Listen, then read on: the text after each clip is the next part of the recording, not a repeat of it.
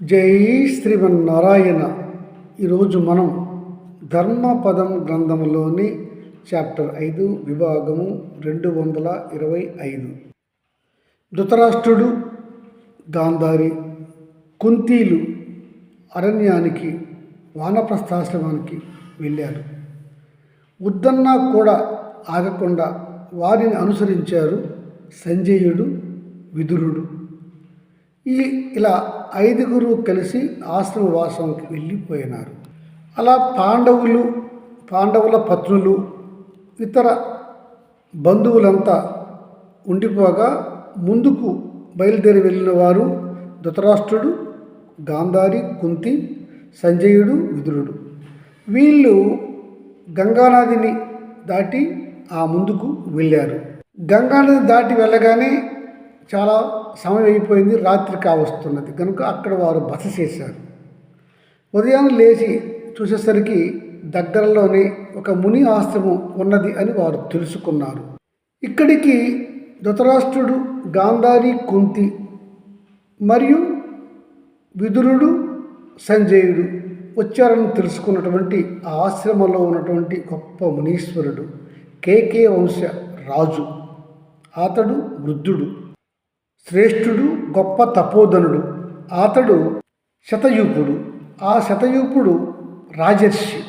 అతడు వచ్చి ఈ 5 కూడా తమ ఆశ్రమానికి దగ్గరలో ఉన్నది రండు అని ఆహ్వానించి తీసుకొని పోయాడు. శతయూపుడు 5 తీసుకుని వెళ్ళి మంచి గౌరవ మర్యాదలు చేశాడు తన ఆశ్రమంలో. ధృతరాష్ట్రుడు సంజయుడిని పిలిచి, విదురుడిని పిలిచి, ఇక్కడే ఉందాము, పర్ణశాలలు ఏర్పాటు చేయండి అని చెప్పగా విదురుడు, సంజయుడు ఆ దగ్గరలోనే 2 కుటీరాలను అతి త్వరలోనే నిర్మాణం చేశారు శతయూపుడి అనుమతితో.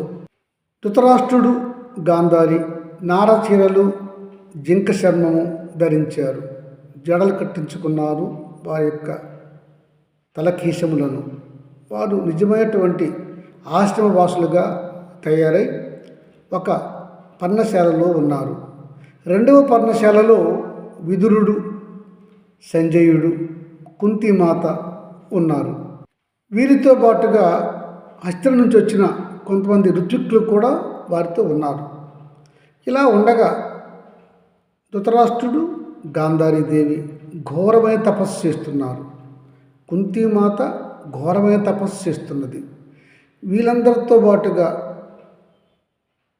ధర్మవేత్త, నీతివేత్త అయినటువంటి విదురుడు, సంజయుడు కూడా ఘోరమైన తపస్సు చేస్తున్నారు. ఇలా ఘోరమైన తపస్సు చేస్తూ రోజుకి ఒక్క భోజనం, అది కూడా మితంగా తీసుకుని, నీరుని తీసుకుని, దొరికిన కొద్దీ ఆకులు, పండ్లు, దుంపలు ఇట్లాంటివి తీసుకొని తన శరీరాన్ని బక్కపలసగా చేసుకున్నారు. వారికి రాను రాను వెన్నెముకకు పొట్ట తగిలి అంటుకుపోయేటట్లుగా వారు సన్నంగా తయారయ్యారు. ఇలా వీరంతా ఘోర తపస్సులో మునిగి కంకాలము పైన, అంటే ఎముకల పైన చర్మము అంటుకుని ఉండే విధముగా బలహీనంగా సన్నంగా అయిపోయారు. తపస్సులో మునిగిపోయారు. జనమేజయ మహారాజా ఇలా వీరు తపస్సులో ఉండగా ఒకరోజు దేవర్షి నారదుల వారు ఆ ఆశ్రమానికి వచ్చి ధృతరాష్ట్రుడిని కలిశారు. నారదుల వారిని చూసి ధృతరాష్ట్రుడు, గాంధారి, కుంతి అలా 2 కూడా మంచి గౌరవ మర్యాదలతో సాదరంగా ఆహ్వానం చేసి ఉచితాసనంపై కూర్చోబెట్టి నమస్కారాలు చేసి గౌరవించారు. వారిని చూసి ధృతరాష్ట్రుడితో ఇలా అంటున్నాడు నారద మహర్షి, ధృతరాష్ట్ర మహారాజా, నీవు చాలా అదృష్టవంతుడివి. నేటి నీ ఆశ్రమవాస జీవితం బాగుగా ఉన్నది. నీవు, నీ భార్య, నీ తమ్ముని భార్య, నీ మిత్రులు అందరూ ఇక్కడ ఈ వనవాసంలో, అంటే ఆశ్రమవాసంలో గొప్ప తపస్సు చేస్తున్నారు, గొప్ప పుణ్యాన్ని ఆర్జిస్తున్నారు. ఈ ఆశ్రమము చాలా గొప్పది. ఇంతకుముందు ఈ ఆశ్రమంలో గొప్పవారు తపస్సులు చేసి గొప్ప లోకాలు పొందారు. వారు సహస్ర చిత్యుడు, వృషధ్వజుడు, శైలాయుడు, పురుకుచ్చుడు లాంటి గొప్ప మహారాజులు ఇక్కడనే తపస్సు చేసి గొప్ప పుణ్యలోకాలు, శాశ్వత లోకాలు పొందారు. ఇప్పటికీ ఆనాటి పురుకుచ్చుడు శాశ్వతంగా స్వర్గంలోనే ఉన్నాడు. అంతటి గొప్ప తపస్సులు ఇక్కడ చేశారు వారు. అట్టి గొప్ప ఈ ఆశ్రమం నీకు దొరికింది. దీనిని నీకు ఆశ్రమంగా దొరకడానికి కృషి చేసింది ఎవరనుకున్నావు? నీ తండ్రి వ్యాసమహానుభావుడే. అతని కృప వల్లనే నీకు ఈ ఆశ్రమంలో స్థానం కలిగింది. ధృతరాష్ట్ర మహారాజా, నేటికే మీరు చాలా గొప్ప తపస్సు చేశారు. ఆ తపస్సు వల్ల మీరు గాంధారీ మాత, కుంతీమాత, ఆ పైన విదురుడు, సంజయుడు గొప్ప పుణ్యాన్ని ఆర్జించారు.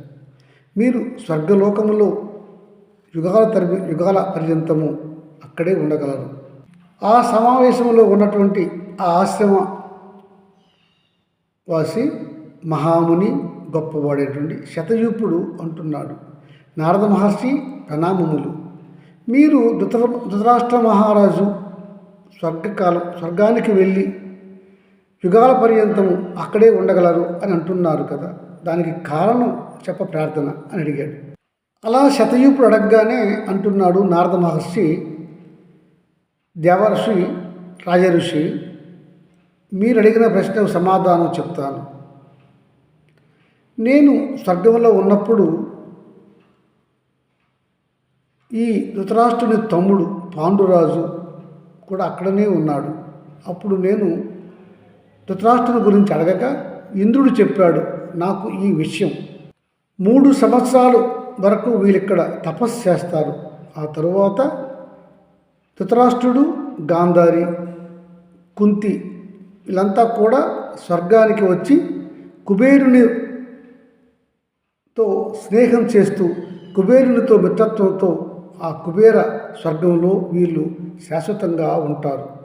ఇలా ధృతరాష్ట్రుడు, గాంధారీదేవి కుబేరుని రాజ్యంలో స్వర్గంలో చిరస్థాయిగా ఉండగా, కుంతీమాత మాత్రము పాండురాజును చేరి ఆ స్వర్గలోకములో కలకాలము శాశ్వతంగా ఉంటుంది.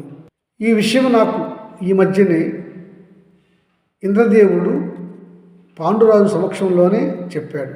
అందుకనే నేను ధృతరాష్ట్రునితో ఆ మాట చెప్పితిని అని అన్నాడు దేవఋషి నారదుల వారు. జై శ్రీమన్నారాయణ.